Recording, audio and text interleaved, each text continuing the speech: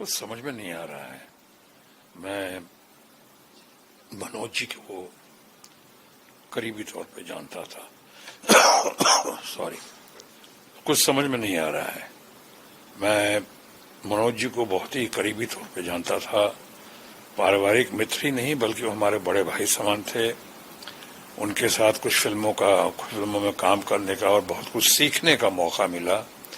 क्रांति हमारी एक फिल्म थी जो मनोज जी के साथ की, उसमें बड़े इंस्टीट्यूशन दिलीप कुमार वगैरह, शशि कपूर जी, हम लोग सब थे उसमें, हेमा मालिनी थी, और फिर संतोष भी किया हमने उनके साथ। लेकिन उससे ज्यादा हम इतने घनिष्ठ हो गए थे कि वो दूरियां मिट गई थी, इन द सेंस कि वो एक फिल्म में मुझे चाहते थे कि वो फिल्म थी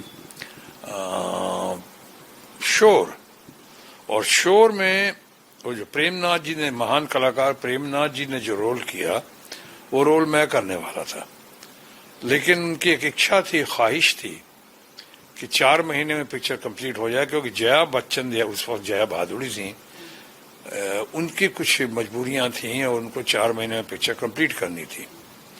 तो बार बार कह रहे थे कि जया का सवाल है 4 महीने में करने का। मैं बहुत बिजी था, मैंने कहा मैं 8 महीने में, हम लोगों ने कहा, मैंने और मेरे सेक्रेटरी मिस्टर पवन कुमार, दोनों ने बड़ी कोशिश के बाद ये फैसला किया कि हम 8 महीने में फिल्म कर सकते हैं, 4 महीने में नहीं कर पाएंगे पूरी, किसी तरह रुक जाओ मनोज जी, हम कर देंगे और 8 महीने में कर लेंगे।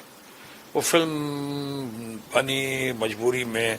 फिर उन्होंने प्रेमनाथ जी को लिया, जो अच्छा किया, बढ़िया कलाकार, बहुत उम्दा कलाकार, और उसके साथ उन्होंने रोल में इम्प्रोवाइज भी किया, थोड़ा चेंज किया, थोड़ा अच्छा कर दिया, और वो फिल्म बनी शोर। लेकिन बनी 16 महीने में, 4 महीने में बनाने की उन्होंने ख्वाहिश की थी।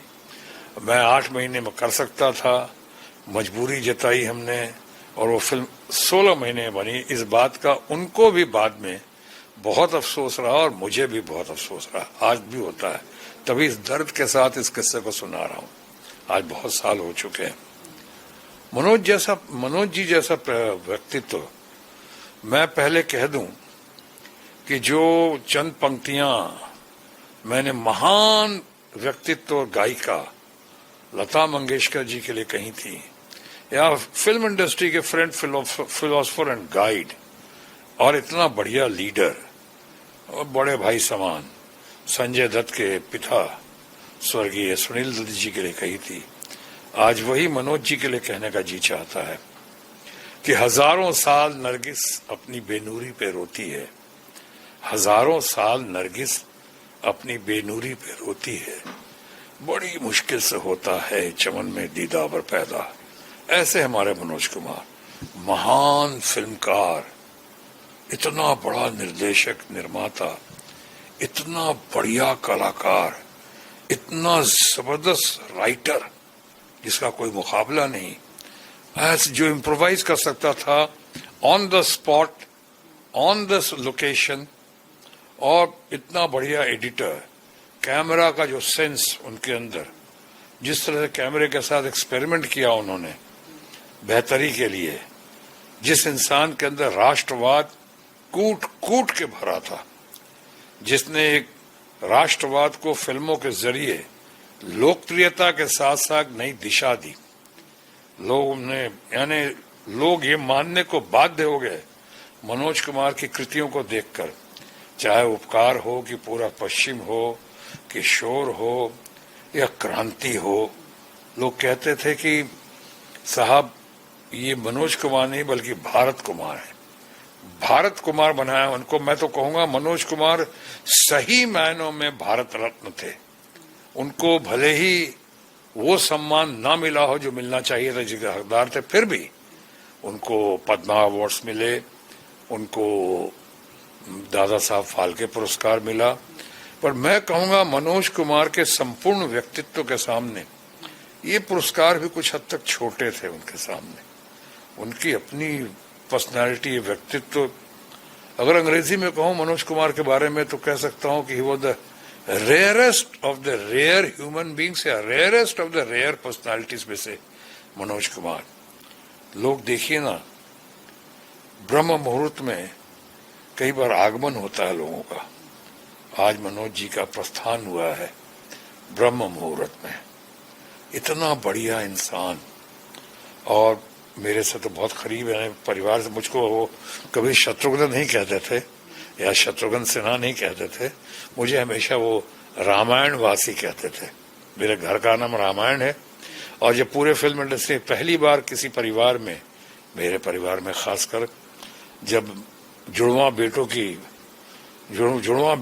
पैदा हुए, तो बहुत लोगों का मानना है कि लव कुश नाम जो है वो मनोज जी का ही दिया हुआ है। मनोज जी हमारे बच्चों के सबसे फेवरेट मामा हुआ करते थे। जो मेरे फ्रेंड फिलोसफर गाइड थे, संजीव कुमार या फिर सुभाष घई, जो हमारे बहुत बड़े फैमिली फ्रेंड्स हैं, और मेरे स्ट्रगल डेज के, हालांकि मुझसे सीनियर हैं, स्ट्रगल डेज से हम दोनों ने एक दूसरे का सुख दुख में साथ दिया है। मैं सुभाष घई को आज भी बहुत मानता हूं, उनके परिवार को और मेरे परिवार को, खासकर मेरी पत्नी को, और बहुत राखी बांधते। मनोज जी भी राखी बनवा देते मेरी पत्नी से, ये करके। तो सुभाष घई के बाद, और मैं कहूँगा late and great Sanjeev Kumar के बाद, सबसे ज्यादा कोई करीब रहा, बच्चों के फेवरेट मामा रहे, लव कुश और सोनाक्षी के भी, तो वो हमारे मनोज जी रहे। आज नहीं रहे हमारे बीच में। ये बहुत ही दुख तकलीफ के साथ साथ बहुत अंडरस्टैंडिंग की भी घड़ी है कि ऐसा कैसे होता है। कितना खूबसूरत इंसान, फिल्म इंडस्ट्री में सालों में या सदियों में शायद सबसे खूबसूरत इंसान, यानी वो और धर्मेंद्र की जोड़ी को लोग बोलते थे, धर्मेंद्र और मनोज कुमार की मोस्ट हैंडसम पेयर, बहुत खूबसूरत जोड़ी, बहुत अच्छे लोग, बहुत खूबसूरत इंसान होने के साथ साथ बहुत खूबसूरत शख्सियत, इतनी पर्सनालिटी अच्छी थी, यानी सॉफ्ट स्पोकन, लोगों को इनकरेज करना। मैंने तो जिंदगी की पहली फिल्म, जो मैं पहली बार कैमरे के सामने गया किसी हिंदी फिल्म में, हिंदी फिल्म पे इसलिए जोर दे रहा हूँ कि इसके पहले मैंने अंग्रेजी फिल्म की थी, द खांडूर अपराइजिंग, एक विलेन का रोल किया था, किंग ब्रदर्स की थी, और उसके बाद एक की थी मैंने खांडूर अपराइजिंग के पहले द विटनेस। ये दो फिल्में की थी, वो टीवी फिल्में थी, लेकिन पहली फिल्म हमने की थी और कैमरा में पहली बार किसी स्टार के नजदीक आया था, देखा था, तो मनोज कुमार थे। वो फिल्म थी ग्रेट मोहन सहगल साहब की, जिसमें मल्होत्रा साहब उसके कैमरामैन थे, एकदम an institution call mister Malhotra. और मैं उस समय साजन फिल्म का जिक्र कर रहा हूँ, जिसमें मनोज कुमार हमारे लीडिंग मैन थे, आशा पारिक थी, और कैरेक्टर एक्टर जो बहुत मशहूर थे राज मेहरा साहब थे। इनके साथ पहला वो मैं पुलिस इंस्पेक्टर का रोल था, हालांकि कई लोगों के नजरों में आउटस्टैंडिंग रोल था मेरा। फिल्म में अंतोगतवा ज्यादातर मैं फ्रेम के बाहर ही खड़ा था, इसलिए आउटस्टैंडिंग था। लेकिन जितना भी था, मनोज कुमार जी से बहुत मिलने का मौका मिला और बहुत कुछ उनसे फिल्मों के बारे में, बाकी लोगों के बारे में समझने का और उस समय मौका मिला। और उस समय वो मैं इतना न्यूकमर था, उसके बावजूद कभी महसूस नहीं कराया कि वो, मैं उस समय कभी कभी चुपके सिगरेट पी लिया करता था, और उस समय वो सिगरेट पीते थे, अब नहीं पीते थे। अब तो मैं भी एंटी टोबैको कैंपेन करता हूँ। मैं तो हमेशा कहता हूँ say no to drugs and no tobacco. लेकिन उस समय पीता था कभी कभी, लेकिन चुपके। और मनोज जी मुझे सिगरेट ऑफर करते थे, मुझे तो मैं देख के गद हो जाता था। कितना बड़ा स्टार, इतना खूबसूरत इंसान, इतनी हैंडसम पर्सनालिटी, जो खुद पी रहे हैं सिगरेट तो मुझे ऑफर करते थे। ये बात अलग है, डर के मारे मैंने कभी ली नहीं उनसे, नहीं मैं शर्मा जाता था। लेकिन अभी उनसे मिलने का मौका मिला कई बार, लेकिन अभी मिलने का मौका मिला। अभी मैं, मेरी पत्नी पूनम, हम लोग उनके घर गए थे, 3-4 घंटे बैठे थे। पूनम जी का बनाया हुआ खाना उनको बहुत पसंद आता था, वो हमेशा बोल के कई बार मंगवा भी लेते थे। उस दिन भी खाना लेकर गए थे, उसके आने के बाद फिर खाना भेजा था कई बार वहां पे। लेकिन अभी कुछ दिनों पहले पता चला था कि वो कोकिला बहन हॉस्पिटल में है, कोकिला बहन हॉस्पिटल में मुंबई में है। और मैं अभी, हम लोग परिवार के साथ, मेरी पत्नी भी आई हुई हैं, हम लोग यही बात ही कर रहे थे कि अब मनोज जी के यहाँ चला जाए मिलने के लिए। अभी उनसे मिलेंगे, उनसे मुलाकात करेंगे। कुछ बैठेंगे, उनके साथ बातचीत करेंगे, लेकिन बड़ी देर हो गई, अब तो कोई मेरे पास जवाब ही नहीं है। और जो ऊपर वाले की मर्जी या जो होनी है वो तो हो चुका है। लेकिन इतना जरूर कह सकता हूं कि ये पर्सनालिटी, जो अंग्रेजी में कहते हैं ना कि इररिपेयरेबल लॉस या इररिप्लेसेबल लॉस, फिल्म इंडस्ट्री के लिए मनोज जी का जाना इस दुनिया से सही मायनों में इररिपेयरेबल लॉस है, इररिप्लेसेबल लॉस है। ऐसा ऑल इन वन। मैं मनोज जी को छेड़ता था कई बार, उनका सेंस ऑफ ह्यूमर भी बहुत अच्छा था, कवियों को बहुत इनकरेज करते थे, राइटिंग का तो जबरदस्त शौक था उनके अंदर, इम्प्रोवाइज खुद करते थे, लोकेशन पे आके, सेट पे आके, नहीं इसको ऐसे नहीं, ऐसे कर दो, ना ना ना ना बस ये ठीक है। और कभी एक्टरों को पूरी छूट देते थे। मैंने कहा मैं लेट लतीफी के लिए हमेशा फिल्म इंडस्ट्री में मशहूर रहा या बदनाम रहा, पर अकेला मनोज जी एक बार भी मुझे नहीं टोका होगा उन्होंने कि तुम लेट आए, लेट क्यों आए। कहते थे कोई कारण होगा, कोई बात होगी तब तो लेट आया है। लेकिन हमारा रामायणवासी ये आया है तो काम खत्म करके जाएगा, और मैं ऐसा ही करता था। लेट आया तो ये नहीं कि बार बार घड़ी दिखा रहा हूं, सॉरी बार बार घड़ी दिखा रहा हूं उनको कि अब मुझे जाना है मनोज जी, नहीं आया तो फिर पूरा काम खत्म करके गपशप के माहौल में, अच्छे सौहार्द, एकदम मिलनसारता के माहौल में, प्यार के माहौल में एकदम बैठ के।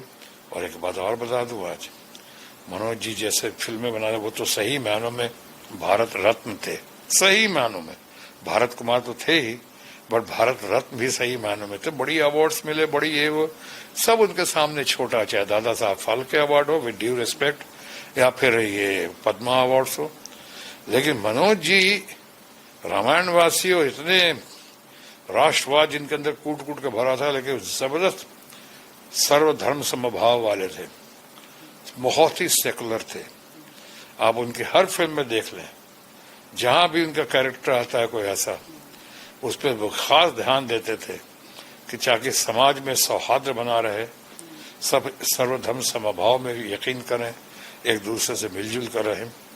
आज ही ये पैगाम जो है मनोज जी का, हम चाहेंगे आपके जरिए और अपने तमाम दोस्तों के जरिए ये पैगाम दूर दूर तक जाए, देश में, समाज में एकता हो, तरक्की हो, वृद्धि हो, समृद्धि हो, भारत की और प्रसिद्धि हो, और भारत में हमेशा सर्वधर्म समभाव, भाईचारा, सद्भावना बनी रहे।